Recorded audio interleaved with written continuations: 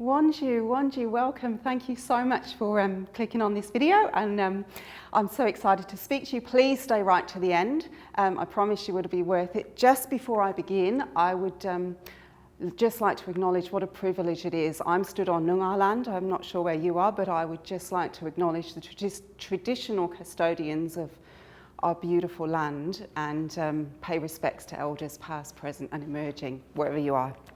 So I'm Becky, I'm from the Road Safety Commission, and I'm here to talk to you about MotoCAP. The motorcycle statistics are awful. We've already lost 13 riders this year. We're on par for a national average, which we're not happy about at all. So usually, on average, about 30 riders will lose their lives on WA roads every year. And for every 30 riders that die, there's 304 that sustain a serious injury.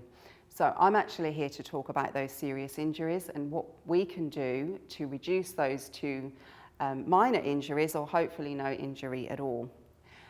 So essentially I'm talking about clothes. What do you wear when you ride, and what do you think about what other people wear? And how do you make your choices? Now these are my two eldest daughters. I'm just indulging myself by putting them on the screen, and I can promise you that they never went anywhere on this motorbike. It's my Uncle Paul's bike, and it was used for the photo shoot only. We could have a little side competition going on here. You could comment on how many road rules would have been broken had Uncle Paul taken them out for a ride. But really I want to talk about what they're wearing and how it's not appropriate for a motorcycle. Bare arms to start with, and it's normal clothes. I mean, it's going to help you a little bit, but really not much. These girls are 22 now, and this is my youngest daughter, who is now 19, and I actually only saw this photo very recently, and I'm a little bit ashamed to say she did go out as pillion wearing that. Now, when you look closely, you can see that some thought was given to protecting her because she's actually wearing two jackets. But I remember those leggings, and she may as well have had shorts on because there was absolutely nothing to them. Now, this is what I would call more like it. This is Uncle Paul that owned the first bike, and my magnificent Auntie Enid riding pillion. And I think you'd agree, they look a lot safer, a lot more protected. They also look a little bit warm, but when I explained that this photo was taken in the north of England, that sort of explains why they might need a little bit more padding. So when you ride, what do you wear? Where do you buy your clothes, and what helps you choose your clothes? Is it just, have you never given it much thought? Have you given it a lot of thought? Maybe you've used this. This has been around for quite a long time now. It's actually a really good source of information.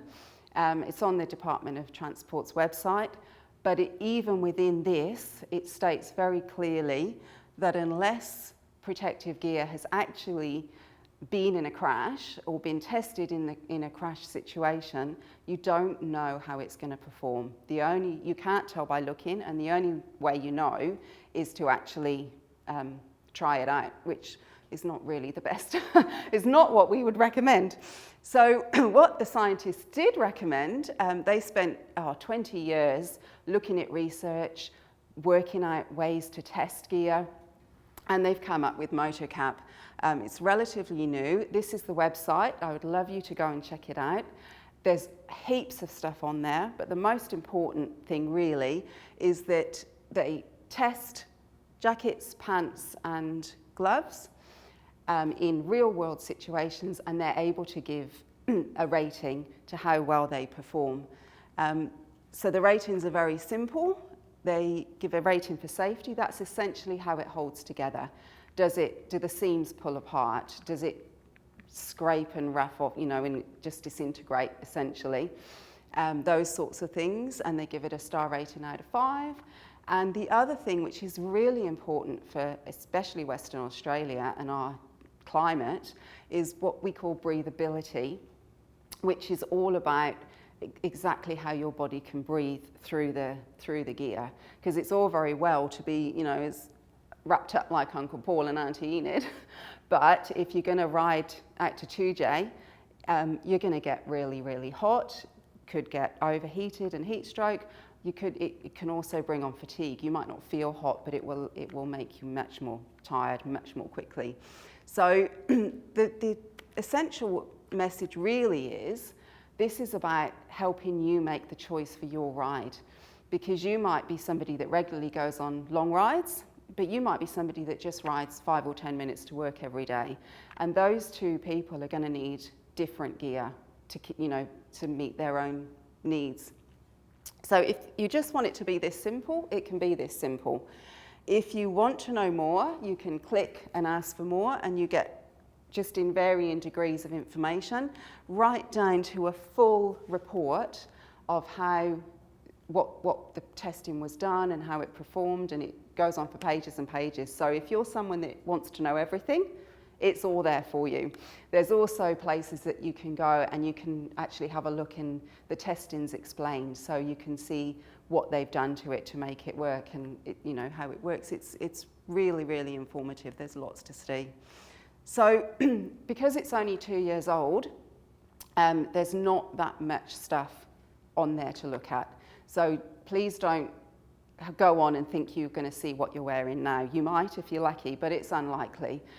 What I would suggest you use this for is, when you next want to buy some clothes, have a think about what you're going to be using them for, the types of rides.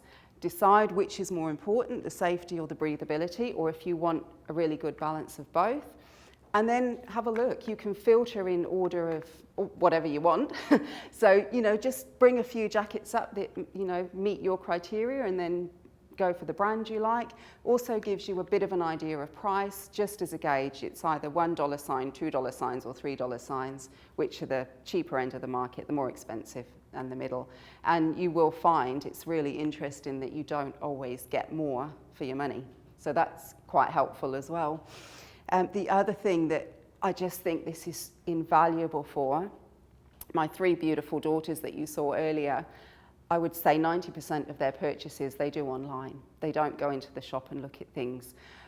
So these 2 sets of gloves are pretty much the same. You look at the picture, they're very similar size. The product descriptions are extremely similar, and same price. They're both quite expensive. But one's got 1 star and one's got 5, and it's a huge difference. Now, if you were in the shop, you could probably feel that, because the padding around the palms is not going to be as thick, I would imagine. You probably could feel the quality, but if you're shopping online, you can't. So this is where it can be really, really helpful. So, what's next? Well, more of the same. We will just keep going. We test 10% of what's available to buy every year. So there's about 20% now of what's available on the website. There's not the whole range, but there's quite a few things to choose from. So I would ask you to do 3 things. One is, when you're next going to buy gear, check out the MotoCAP website. Have a look, use it to help you choose what's best for you. The second thing is, tell people, please. Spread the word. We're relying on consumer-driven approach here for marketing and for getting the word out. A bit like ANCAP in cars. It's been around for 20 years now. It's never been mandated. Industry, wherever they are with it. But because of the consumer pressure, I think it's close to 100%, it's high 90% of all new Australian cars have a star safety rating. And that's purely down to people power, consumer-driven approach. So we really need you to help us get that. And the third thing, which will also help that, is talk to where you buy your gear from, the manufacturers, the brand people, and ask them, what's the rating on this? What's the MotoCAP rating? Could you approach the manufacturers and say, will you get this rated? Because the governments and all the people that are involved in MotoCAP pay to get the 10% randomly selected gear tested. Any company can go to Deakin University and commission them to test their gear. So the more that you ask for a rating, the more likely they are to go and get that done, and the sooner we will have everything available with a rating for you to choose. That's it. Enjoy riding, ride safely, choose the right gear, and I'll see you next time.